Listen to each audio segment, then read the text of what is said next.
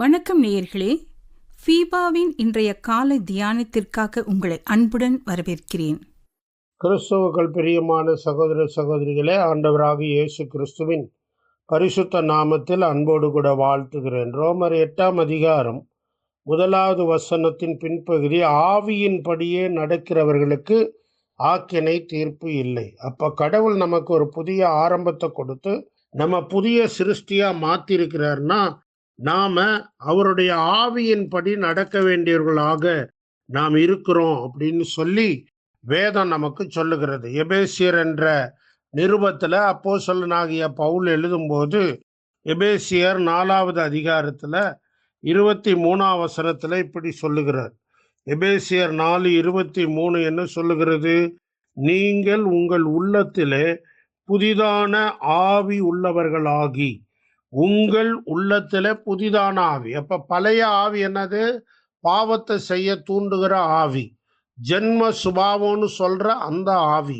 அதை விட்டுட்டு இப்ப புதிய ஆவி உள்ளவர்களா இருக்கணும். அதனாலதான் ரோமர் 8ஆம் அதிகாரத்துல அப்போஸ்தலனாகிய பவுல் சொல்றாரு, ஆவியின்படியே நடக்கிறவர்களுக்கு ஆக்கினை தீர்ப்பு இல்லை. அதே போல 5வது வசனத்துல ரோமர் 8:5 மாம்சத்தின்படி நடக்கிறவர்கள் மாம்சத்துக்குரியவைகளை சிந்திக்கிறார்கள், ஆவியின்படி நடக்கிறவர்கள் ஆவிக்குரியவைகளை சிந்திக்கிறார்கள். 6வது வசனத்துல மாம்ச சிந்தை மரணம், ஆவியின் சிந்தையோ ஜீவனும் சமாதானமுமாம். அதே அதிகாரத்துல 9ஆம் வசனத்துல தேவனுடைய ஆவி உங்களில் வாசமாய் இருந்தால் நீங்கள் மாம்சத்துக்குட்பட்டவர்களாய் இராமல் ஆவிக்கு உட்பட்டவர்களாய் இருப்பீர்கள். கிறிஸ்துவின் ஆவி இல்லாதவன் அவருடையவன் அல்ல. பாருங்க, திரும்ப திரும்ப நமக்குள்ள காணப்பட வேண்டிய புதிய ஆவி. அதுதான் எசேக்கியேல் 36ஆம் அதிகாரத்துல கூட, உங்களுக்கு புதிய கல்லான இருதயத்தை எடுத்து போட்டு சதையான இருதயத்தை கொடுப்பேன், புதிய ஆவியினால நீங்க நடத்தப்படுவீங்க, புதிதான ஆவியுள்ளவர்களாக.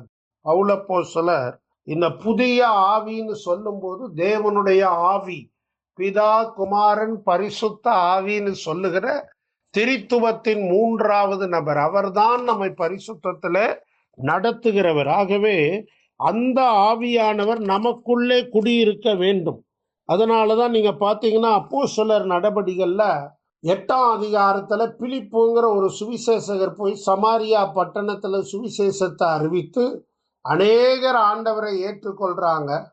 இந்த செய்தி எருசலேம்ல உள்ள சபைக்கு போன உடனே அங்க உள்ளவங்க அப்போஸ்தலர்கள் டீம் அனுப்புறாங்க. அவங்க சமாரியாவுக்கு வந்து பார்த்து அவங்களுக்கு, நீங்க ஒவ்வொருத்தரும் பரிசுத்த ஆவியை பெற்றுக்கொள்ளணும்னு அவங்க மேல கைகளை வைத்து அவர்கள் பரிசுத்த ஆவியை பெற்றனர். கிறிஸ்தவ வாழ்க்கையில பரிசுத்த ஆவியானவருடைய பலன், பரிசுத்த ஆவியானவருடைய நடத்துதல், பரிசுத்த ஆவியானவருடைய ஒத்தாசை நமக்கு அன்றாடம் தேவை. அதைதான் ரோமர் 8ஆம் அதிகாரத்துல 26ஆம் வசனம் சொல்லுகிறது. அந்தப்படியே ஆவியானவரும் நமது பலவீனங்களில் நமக்கு உதவி செய்கிறார். நம்ம எல்லாருக்குமே மாமிசம் பலவீனம் உள்ளது, பாவத்தின் பக்கமா சாயக்கூடியது, பாவத்தின் பக்கமா ஈர்க்கப்படக்கூடியது. அதனால அந்த பலவீனத்துல அவர் நமக்கு உதவி செய்கிறார். அப்படி உதவி செய்யற அந்த ஆவியானவருக்கு நாம இடம் கொடுக்கணும். அதனாலதான் ரோமர் 8:14 எவர்கள் தேவனுடைய ஆவியினால் நடத்தப்படுகிறார்களோ அவர்கள் தேவனுடைய புத்திரராய் இருக்கிறார்கள். தேவனுடைய பிள்ளைகளா மாத்தினாரு.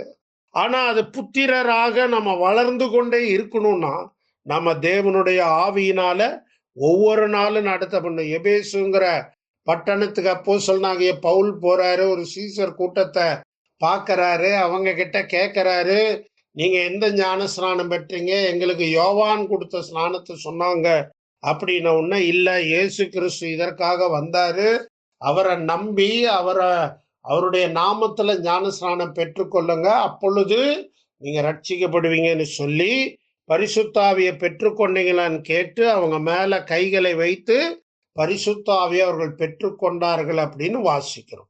பிரியமானவர்களே, பரிசுத்த ஆவியானவர் வரும்போது நீங்கள் பலனடைந்து அப்படின்னு அப்போஸ்தலர் 1:8 சொல்லுகிறது. அப்ப தேவ பலத்தினாலதான் நம்ம புதிய சிருஷ்டியா வளர முடியும், புதிய மனுஷன்ல பலனடைய முடியும். ஆகவே பரிசுத்த ஆவியானவர் உங்களையும் என்னையும் நடத்துகிறாரா, புதிய ஆவியுள்ளவர்களாய் இருக்கிறோமா என்று நம்மை நாமே ஆராய்ந்து பார்ப்போம். தேவன் தாமே நம்மை ஆசீர்வதிப்பாராக. இன்றைய காலை தியானத்தில் பங்கேற்றமைக்காக நன்றி. உங்களது கருத்துக்களை பகிர்ந்து கொள்ளவோ மேலும் விவரங்கள் அறிந்து கொள்ளவோ 9458505042 என்ற எண்ணிற்கோ அல்லது info@fibaonline.org தொடர்பு கொள்ளவும். தேவன் தாமே உங்களை ஆசீர்வதிப்பாராக. ஆமேன்.